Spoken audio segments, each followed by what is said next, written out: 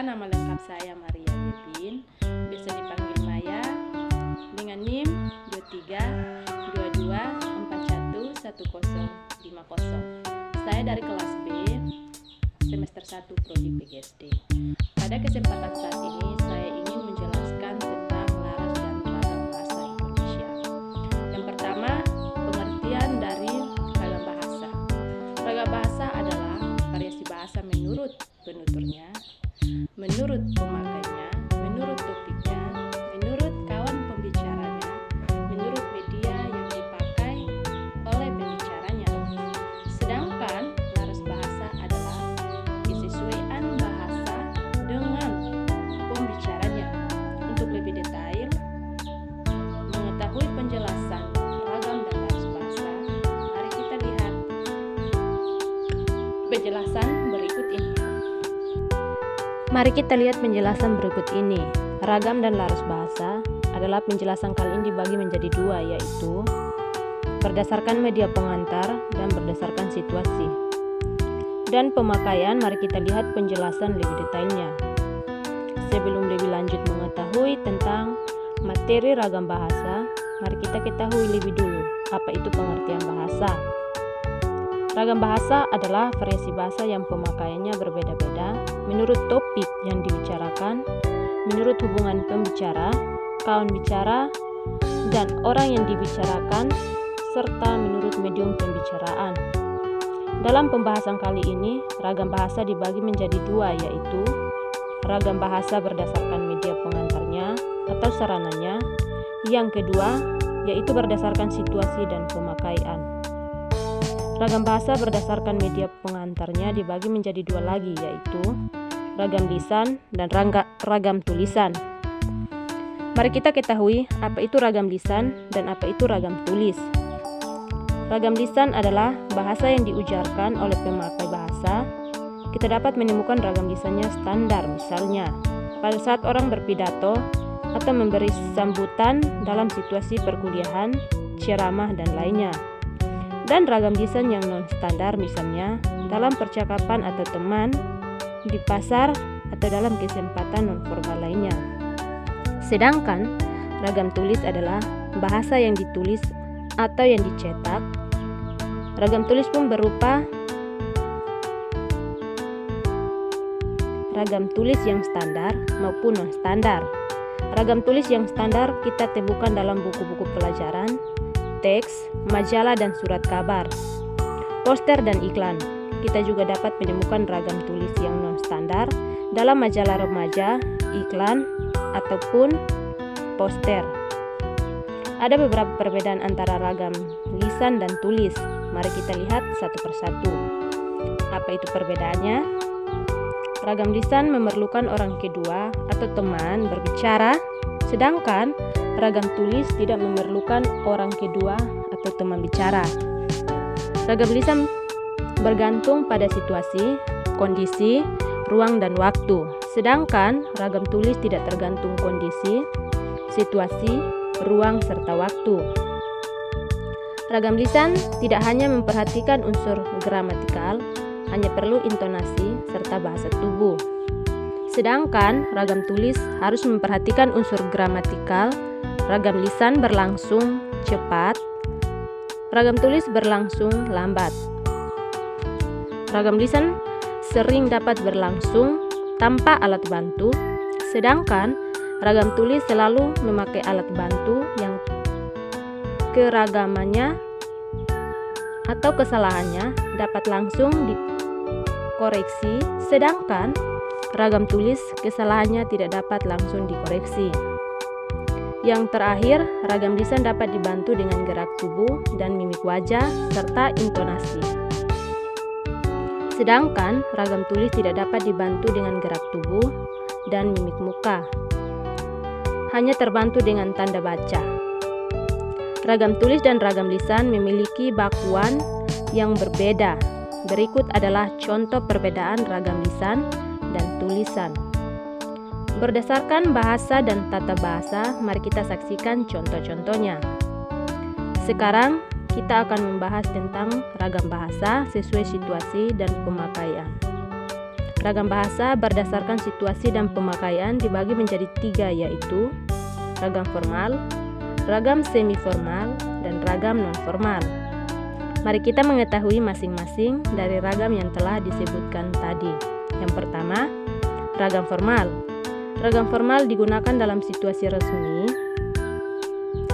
Ragam formal atau gambaran baku yaitu ragam yang meliputi kaidah, yaitu aturan bahasa. Ragam baku tidak dapat digunakan untuk segala keperluan, tetapi hanya untuk komunikasi resmi, wacana teknis, pembicaraan di depan khalayak ramai, pembicaraan dengan orang yang dihormati. Yang kedua adalah ragam semi-formal. Ragam semi-formal memiliki keunikan sendiri karena berciri mengikuti kaidah dan aturan yang tepat, tetapi hanya tidak secara konsisten dilakukan pada saat tujuan tertentu. Dalam hal ini, sebagai contoh yaitu bahasa jurnalistik, di mana biasanya pembaca berita membacakan beritanya tidak selalu dengan kata-kata yang baku, melainkan dengan kata-kata di tengahnya mereka ucapkan terselip. Kata-kata yang biasa kita gunakan untuk berbicara kepada seorang, dalam hal ini berbicara santai pada lawan bicara kita dalam membahas topik yang tidak resmi. Ragam non-formal tidak mutlak untuk menggunakan pemakaian kata baku, atau dalam hal ini ragam non-formal ciri tidak sesuai kaidah atau aturan yang tepat. Contohnya seperti pada saat kita mengobrol santai dengan teman. Ragam dan laras bahasa yang akan saya bahas dalam penjelasan kali ini adalah laras ilmiah, dan ada berupa laras yang akan saya bahas juga di kesempatan saat ini. Ada 3 laras, yaitu laras iklan, laras hukum, dan laras sastra. Mari kita lihat penjelasan lebih panjangnya. Bahasa selanjutnya adalah laras bahasa untuk mengetahui apa yang kita bahas tentang laras nanti. Mari kita bahas dulu apa itu pengertian laras bahasa. Laras bahasa adalah kesesuaian antara bahasa dan teman pemakainya. Dalam penjelasan kali ini, yang akan kita bahas adalah laras ilmiah. Apa itu laras ilmiah? Laras ilmiah biasanya dipakai dalam tulisan karya ilmiah. Karya ilmiah memiliki tujuan dan khayalan sasaran yang jelas. Meskipun demikian, karya ilmiah, aspek komunikasi tetap memegang peranan utama. Oleh karenanya, berbagai kemungkinan untuk penyampaian yang dikomunikatif tetap harus dipikirkan. Penulis karya ilmiah bukan hanya untuk mengekspresikan pikiran, tetapi untuk menyampaikan hasil penelitian. Kita harus dapat meyakinkan pembaca akan kebenaran hasil yang kita temukan di lapangan. Dapat pula kita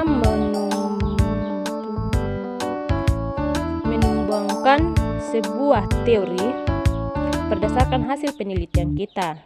Jadi, sebuah karya ilmiah tetap harus dapat secara jelas menyampaikan pesan kepada pembaca. Selanjutnya, kita akan membahas laras ilmiah biasa digunakan dalam tulisan apa saja. Laras ilmiah digunakan dalam penulisan proposal kegiatan ilmiah seperti proposal penelitian, laporan kegiatan yang terbentuk surat artikel, makalah, dan naskah. Karya tulis ilmiah seperti skripsi dan disertai, tulisan seperti laporan rutin, suatu pekerjaan yang berbentuk surat, artikel, maupun naskah. Laporan pertanggungjawaban seperti laporan keuangan dan lainnya.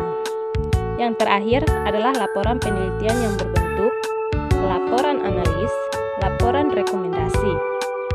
Bahasa yang terakhir adalah tentang ciri-ciri laras bahasa ilmiah. Laras ilmiah biasa digunakan Bahasa ragam baku. Laras ilmiah biasa menggunakan kalimat efektif.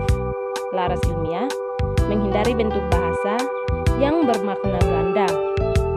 Penggunaan kata dan istilah yang bermakna lugas dan menghindari pemakaian kata istilah yang bermakna kias. Yang selanjutnya adalah laras ilmiah menghindari penonjolan personal dengan tujuan menjaga objektivitas isi tulisan. Laras ilmiah adanya keselarasan dan keruntutan antar proporsi dan antar